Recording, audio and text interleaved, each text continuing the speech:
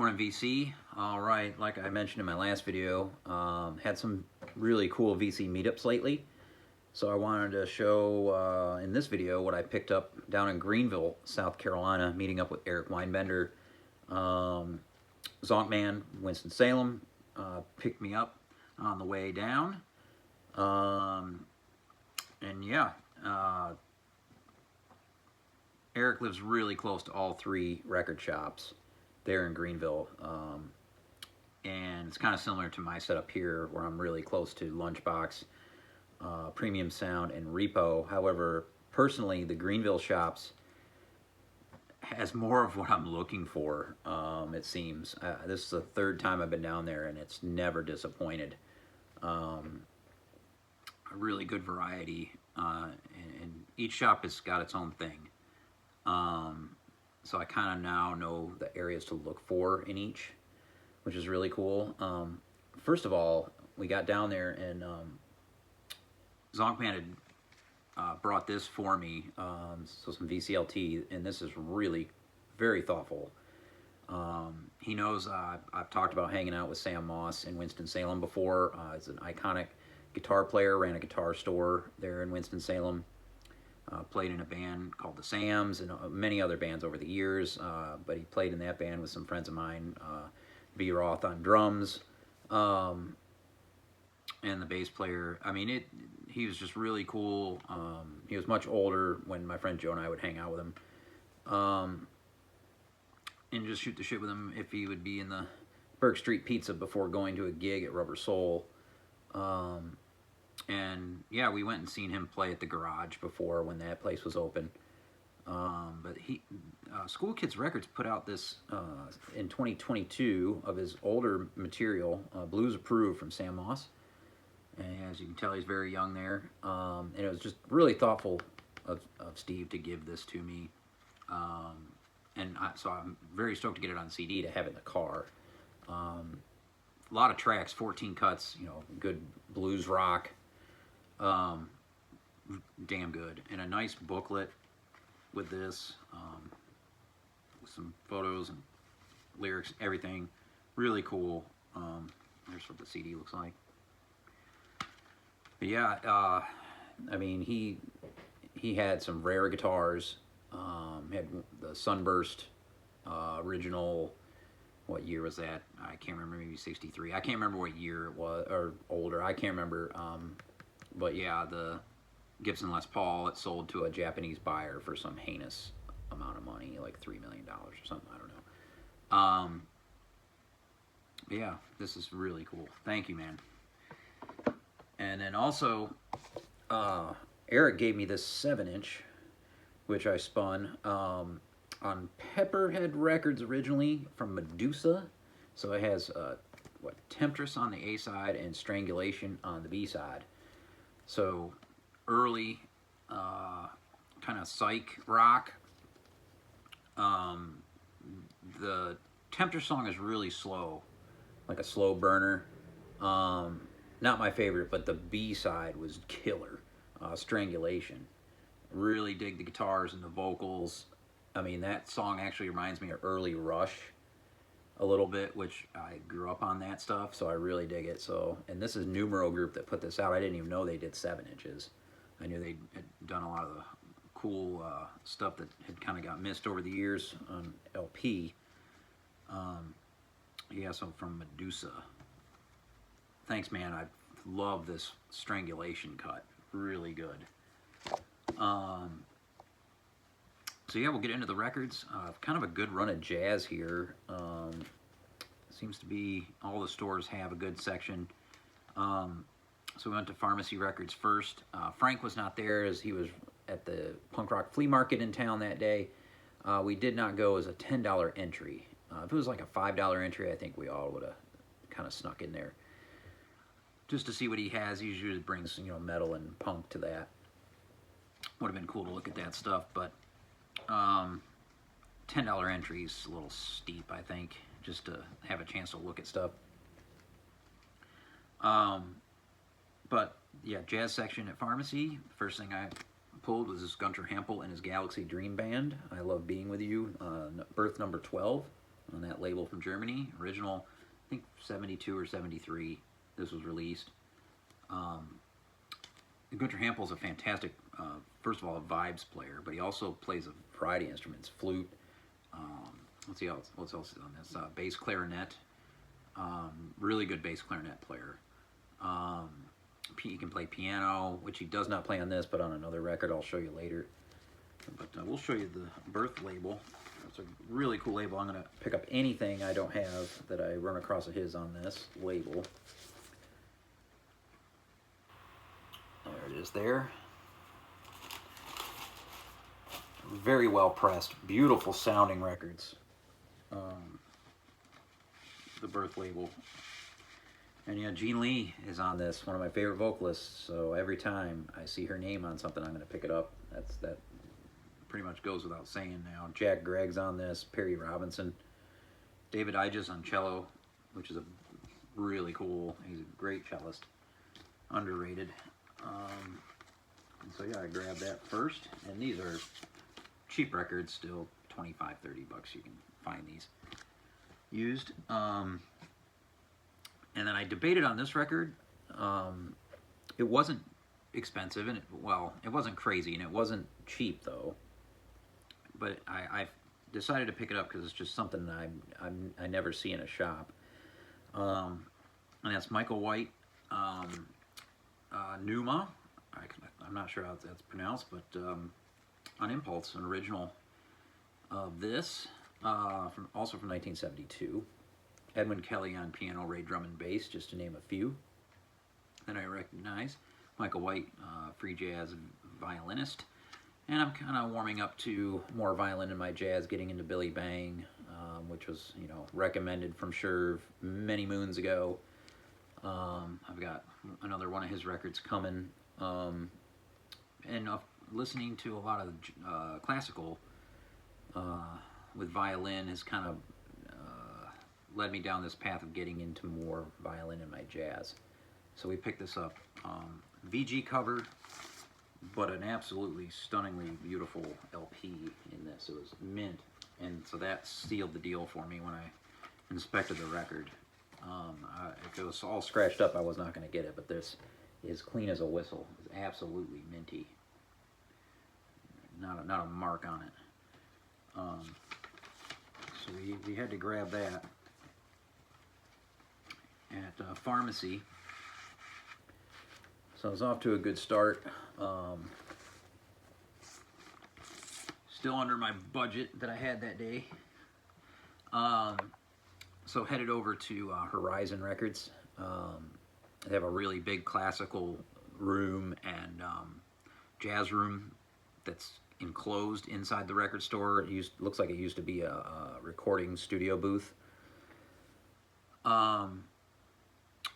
And yeah, they had some rare classical in there on the wall, some Stockhausen, Deutsche Grammophones that were 50 bucks and up. I didn't go for those. I almost bought a Terry Riley. I didn't have the Curved Air record because it was cheap, but I decided to just get this one jazz record that I pulled. That's Julius Hemphill, Doggone AD on Wrist of Freedom, the reissue of the privately pressed original that Joe Analog Archive found a copy of at Bop Shop and traded for when I was up there with him in Rochester one time, which was incredible to find. But I'm happy to have this here. Bakita Carroll on trumpet, Abdul Wadud on cello, Philip Wilson drums, of course Mr. Hemphill on alto and flute. If you know jazz, this is an iconic one, so happy to have that finally on LP. But that's it. That's all I got at Horizon. There was a ton of people there. No one in the jazz room, but it was packed. We got the last parking spot there, and we ate at the Bohemian Cafe, which is connected to Horizon. Had a really good Cuban sandwich. Really no reason to go anywhere else. It's really, really good. And then we headed over to Cabin Floor. And Joe, who runs that record store, does a hell of a job with having a diverse selection of used records. I usually always buy the most records at Cabin Floor. Just 'cause there's a little bit of something I like in every genre in there. And this time I got just a few jazz records and some classical, much to the chagrin of Mr. Weinbender. I found another Gunter Hampel in his Galaxy Dream Band, Ryomi, Songs for My Son's Son. And this one is absolutely fantastic. The B-side especially is absolutely killer. I love every cut on the B-side, and he really changes up what he's playing. Some of the songs he's playing vibe, some piano, some bass clarinet. Really changes it up on that B-side. All just really well balanced. Great. It's hard to describe this stuff. I don't want to say fusion because it's different than that. It's kind of its own thing. The music really moves and grooves at times. It's just really fantastic. This one's from 1974. This is the 23rd on the birth label. Yeah. Had never seen this record in the States before, anywhere. And this has a nice custom birth label. Again, clean as a whistle. Very solidly pressed records. This sounds incredible. And nice. They have these nice kind of polyline sleeves that came with these records. And the jackets are they're thin, but they're cool. Really good artwork. Yeah. Any of those I find I'm going to pick up. And cheap, like $30. Relatively speaking. But this was also on the wall for $30, and a record I'd passed a million times online, hoping to find in a shop. First time finding it in a shop. So Eric Dolphy, Last Date, and this is an incredible live performance, all the way through. Dolphy on flute, bass, clarinet, alto, changing it up. Misha Mengelberg piano, Jock Scholes on bass, and Han Benink on drums, who was fantastic on this and was one of the major selling points. Not that Dolphy doesn't need any help. But yeah, just one I had never had in the collection. Very stoked to find this. Is a Japanese 80s press that sounds perfect. I would not want any other pressing of this. I mean, it'd be nice to have the one with the original artwork on the cover. This is not an original cover. But yeah, the original has, I think, photos in black on the front. But yeah, great one from Eric Dolphy. Later show in Europe, I think, 1965 originally. And then yeah, I got into the classical section, and none of it was priced, so I took it up to the counter. And when I went up to the counter, this was sitting there on the counter, so I asked him if it was for sale, and he looked it up and said, sure. This is Phil Corin and the Artistic Heritage Ensemble, the Spanish Suite, on CD. So I grabbed this. This is some Phil Corin I did not have. Great Chicago, big group, a la Sun Ra Orchestra, but this is very spiritual in nature stuff normally. But this one I have not listened to yet. And Alex actually gifted a LP version of this to our man in northern Spain. Let's see what we got here. I'll show you the CD. There you go. So there's that. And so yeah, the classical records got priced up. This one was $3. Brahms Symphony No. 3, Variations on a Theme by Haydn, from George Zell and the Cleveland Orchestra. Now, Poetry on Plastic had advised in one of the classical bums that the Cleveland Orchestra really doesn't get much better than that in the United States, so I saw this. And then I also saw that this was a promo on Columbia when I looked at the record. And so I was like, yeah, we'll go for this one. See what he comes up with for a price. I was expecting to be a lot more, but I guess that's what they go for, is $3. So Columbia 2i in perfect condition. Nice inner sleeve there with that. It's funny, the timing strip used to be on there, but it looks like it got ripped off because there used to be a big white timing strip there. And this belonged to a radio station at some point.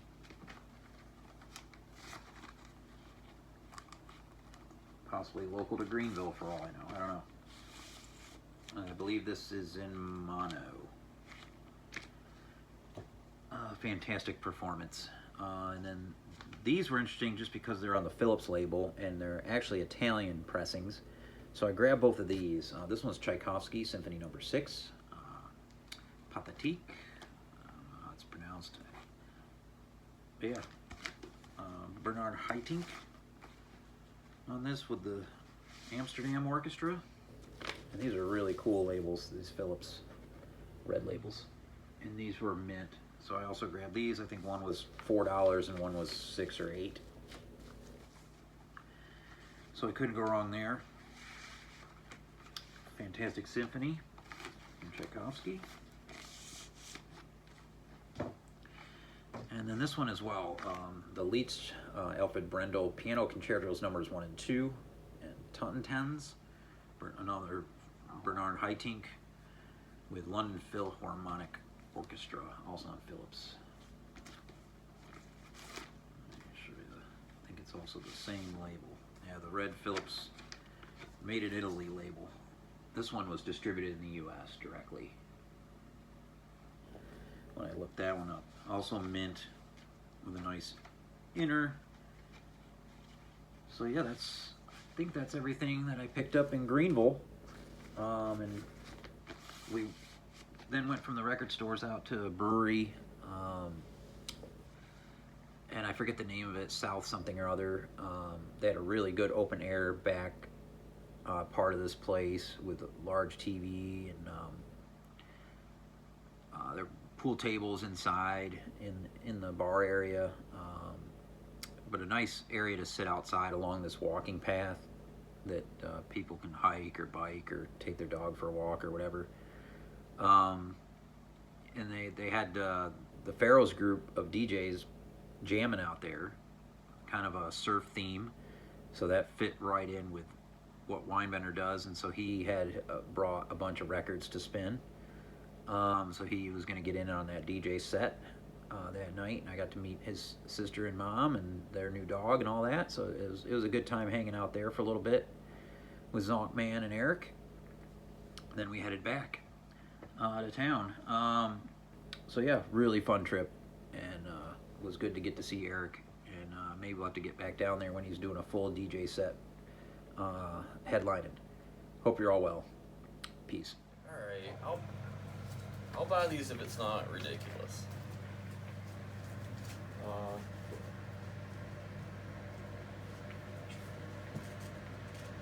The B side to that thing is the thing Yes, that really it's surprised all me. about the B side. It's cool to see the kind of historical contribution that ties to this area with the Greenville track, but it was all about the B side.